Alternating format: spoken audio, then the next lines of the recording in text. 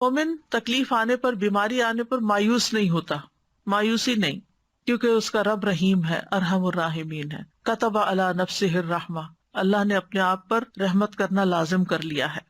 پھر اگر بیماری طویل بھی ہو جائے تو گھبرانا نہیں، کیونکہ انسان کے گناہ جھڑتے رہتے ہیں اور اس کے درجات بلند ہوتے رہتے ہیں۔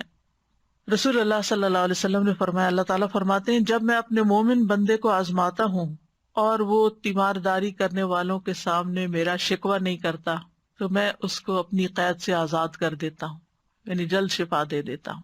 اچھا، ایک نفسیاتی پہلو بھی ہے اس کا۔ آپ جتنا زیادہ بیماری کا تذکرہ کرتے ہیں اور ہر آنے والے کے سامنے بار بار بیماری بیماری بیماری، تو وہ چیز آپ کے اندر ایک راسخ سی ہو جاتی ہے، ایک نفسیاتی اثر بھی ہوتا ہے، اور چیزیں ویسے ہی پھر ہونے بھی لگتی ہیں۔ لہٰذا ڈاکٹر کے سوا کسی کو اپنی بیماری کی لمبی چوڑی تفصیلات نہ بتایا کریں۔ یعنی کچھ لوگ تو اتنی منظر کشی کرتے ہیں کہ دوسروں کو بیزار بھی کر دیتے۔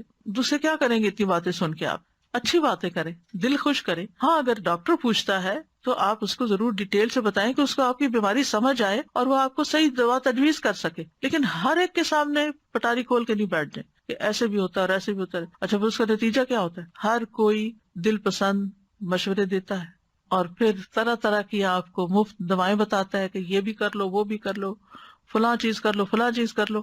اچھا، اس کا نقصان کیا ہوتا ہے کہ بیک وقت ساری بھرمار کر دیتے ہیں ہم اور پھر نہ کہیں کبھی نہیں رہتے۔ تو اس لیے صرف سمجھدار شخص کے سامنے، کسی عقل مند انسان کے سامنے، کسی تجربہ کار شخص کے سامنے، کسی ڈاکٹر کے سامنے بات کرنی چاہیے جس سے آپ کو توقع ہو کہ یہ میری کچھ رہنمائی کر سکتا ہے۔ شفا اللہ کے ہاتھ میں، شفا اس نے نہیں دینی مجھے، لیکن یہ رہنمائی کرے گا۔ تو رہنمائی کرنے والے شخص کے ساتھ اگر آپ بات کرتے تو اس میں کوئی حرج نہیں ہے، لیکن ہر ایک کے سامنے بیماری کا شکوہ نہیں کرنا چاہیے، بس الحمدللہ کر لینا چاہیے۔ نبی صلی اللہ علیہ وسلم نے فرمایا کہ اگر وہ یہ شکوہ نہیں کرتا تو اللہ تعالیٰ فرماتے ہیں کہ میں اس کو اپنی قید سے آزاد کر دیتا ہوں، یعنی جلدی صحت ہو جاتی، پھر اس کے پہلے گوشت کے عوض بہترین گوشت عطا کرتا ہوں، اور اس کے پہلے خون کے بدلے بہترین خون دیتا ہوں، اور وہ اثر نو عمل کرتا ہے، یعنی پھر بالکل ایک نئے انسان کی طرح دوبارہ سے اپنا کام شروع کر دیتا ہے۔ پھر اسی طرح یہ ہے کہ منہ سے برے الفاظ کبھی نہ نکالے۔ نبی صلی اللہ علیہ وسلم جب کسی کی عیادت کے لیے تشریف لے جاتے تو کیا فرماتے؟ لا بأس، کوئی بات نہیں، طہور انشاءاللہ، یہ بیماری پاکیزگی کا ذریعہ بنے گی، یعنی جسم سے بھی آپ کی بیماری نکل جائے گی۔ آپ دیکھیں نا، بعض بیماریاں آپ کے اندر ہی اندر کہیں چھپی ہوتی ہیں، پھر ایک وقت آتا ہے کہ وہ سرفیس پہ آ جاتی ہیں، آپ کی اسکن پہ آ جاتی ہیں، تو وہ اصل میں صرف اسکن نہیں ہوتی بیمار، وہ اندر کوئی چیز بیمار ہوتی ہے جس کی سمٹمز باہر نظر آ رہی ہوتی ہیں۔ تو اللہ تعالیٰ آپ کو ایک موقع دیتا ہے کہ آپ اس کا علاج کر لیں۔ تو یہ اس بیماری کا سرفیس پہ آ جانا، مثلا سر درد شروع ہو گیا آپ کو، تو یہ سر درد صرف سر درد نہیں ہوتا، there is something wrong either with your stomach or something else۔ تو پھر ماہر ڈاکٹر ہوتا ہے، وہ سمجھ کے دوا دیتا ہے کہ سر درد کی وجہ کیا، انویسٹیگیٹ کرتا ہے۔ تو لا باس طہور انشاءاللہ، یہ جو سرفیس پہ بیماری آئی ہے اسے پریشان نہ ہو، کیونکہ جب تک وہ اندر چھپی رہتی ہے ہمیں پتہ ہی نہیں ہوتا، ہم خوش باش پھرتے ہیں، بس ذرا سی چیز نظر آ جائے صحیح تو پھر ہمیں ہول پڑنے لگتے ہیں۔ تو اس پر پریشان نہ ہو، بلکہ وہ سمجھے کہ اب رستہ کھل گیا ہے علاج کا، صفائی کا رستہ، تزکیے کا رستہ کھل گیا۔ اور پھر یہ کہ انسان فوراً یہ سوچے کہ یہ بیماری گناہوں کو دھو ڈالنے کا ذریعہ بھی، یعنی جسمانی پاکیزگی بھی اور اس کے ساتھ ساتھ گناہوں سے پاکیزگی بھی۔ اسی طرح ایک موقع پر آپ صلی اللہ علیہ وسلم نے فرمایا، بخار کو برا بھلا نہ کہو، بخار بنی آدم کے گناہوں کو اس طرح دور کرتا ہے جس طرح بھٹی لوہے کی میل کچیل کو دور کرتی ہے۔ پھر اسی طرح بیماری میں موت کی تمنا نہ کی جائے، موت نہ مانگی جائے۔ نبی صلی اللہ علیہ وسلم نے فرمایا، تم میں کوئی شخص موت کی تمنا نہ کرے، کیونکہ اگر وہ نیک ہوگا تو امید ہے کہ اس کے اعمال میں اور اضافہ ہو جائے، اور اگر وہ برا ہے تو ممکن ہے وہ توبہ ہی کر لے، کیونکہ موت تو اعمال کا سلسلہ منقطع کر دیتی ہے نا، پھر انسان کچھ کرنے کے قابل نہیں رہتا۔ حدیث میں آتا ہے کہ مومن کی عمر تو اس کی بھلائی میں ہی اضافہ کرتی، یعنی جتنے دن آپ کو دنیا میں مل جاتے ہیں اتنا ہی آپ کو نیک اعمال کا وقت مل جاتا ہے۔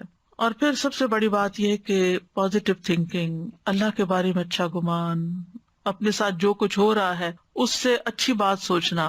اور ویسے بھی حدیث میں آتا ہے نا کہ اللہ تعالیٰ فرماتے ہیں، میں اپنے بندے کے ساتھ اس کے گمان کے مطابق ہوں، یعنی جیسا آپ سوچنا شروع کرتے ہیں ویسے چیزیں ہونے لگتی ہیں۔ اور اچھے گمان کے بدلے میں معاملہ بھی اچھا اور برے گمان کے بدلے میں معاملہ بھی برا۔ اگر تم برا سوچتے ہو تو پھر برا ہی نتیجہ نکلے گا، اور اگر تم اچھا سوچتے ہو، آپٹیمسٹک ہو، تو پھر تمہارے ساتھ اچھا ہی ہوگا۔ پھر پلٹ کے بات انسان کے اپنے اوپر ہی آ جاتی ہے کہ انسان اپنے لیے کیا سوچتا ہے، کیا چاہتا ہے. پھر یہ کہ اللہ کے وعدوں کو یاد رکھے جو وعدے اس نے اپنی کتاب میں کیے ہیں.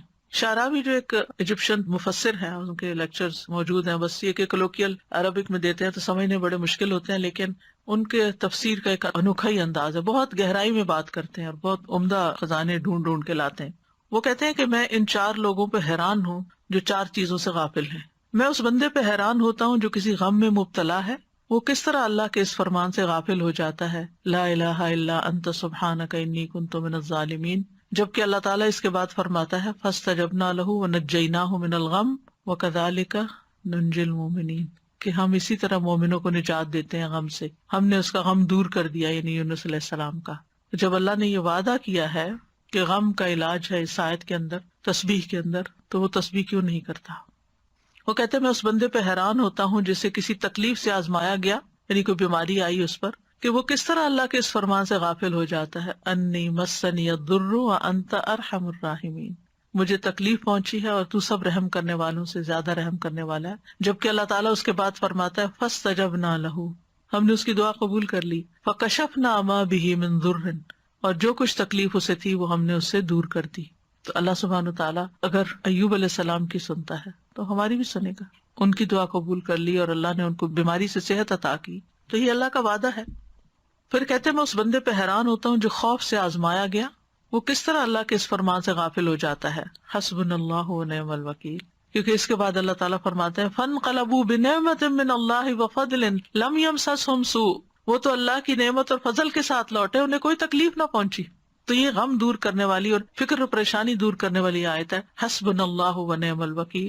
پھر کہتے ہیں میں اس بندے پہ حیران ہوتا ہوں جو لوگوں کے مکر و فریب سے آزمایا گیا، یعنی لوگوں نے اس کے ساتھ چال چلی ہو، وہ کس طرح اللہ کے اس فرمان سے غافل ہو جاتا ہے. وَأُفَوِّضُ أَمْرِي إِلَى اللَّهِ إِنَّ اللَّهَ بَصِيرٌ بِالْعِبَادِ، میں اپنا معاملہ اللہ کے سپرد کرتا ہوں، بے شک اللہ بندوں کے حال کو خوب دیکھنے والا. رجل مؤمن جو تھا اس نے یہ آیت پڑھی تھی جب فرعون کے دربار میں اس نے حق بول دیا تھا اور اسے پتا تھا کہ اب میرے ساتھ کیا ہونے والا ہے، اور اس کے بعد اس نے اپنا معاملہ اللہ کے سپرد، تو اللہ نے اس کو بچا لیا اور آل فرعون کو ڈبو دیا. اور اسی طرح سورۃ غافر میں بھی آتا ہے. اور اس کے بعد اللہ تعالیٰ فرماتے ہیں وَفَوَقَاهُ اللَّهُ سَيِّئَاتِ مَا مَكَرُوا، جس دشمن کے غرق ہونے کی خوشی میں ابھی آپ نے 10 محرم کا روزہ رکھا تھا، روزہ تو رکھ لیتے پھر یاد نہیں ہوتا کہ کس چیز کے شکرانے کا. تو مومن جو ہے وہ تکلیف میں اللہ سے راضی رہتا ہے اور اس کا اظہار کرتے رہنا چاہیے، اللہ میں راضی ہوں، اللہ میں راضی ہوں، اللہ میں راضی ہوں، اللہ مجھے تکلیف ہے لیکن میں راضی ہوں، میں آپ کے فیصلے پہ ناراض نہیں ہوں. کیونکہ جو اللہ کی تقسیم پہ راضی ہو جائے، حدیث میں آتا ہے اللہ اسے برکت اور وسعت دیتا ہے، اور جو راضی نہ ہو اس کو برکت نہیں ملتی. کیونکہ اللہ تعالیٰ نے اپنے بندے کو جو کچھ دے رکھا ہوتا ہے وہ اس میں اس کا امتحان لیتا رہتا ہے. کیا امتحان کا بندہ کیا کرتا ہے.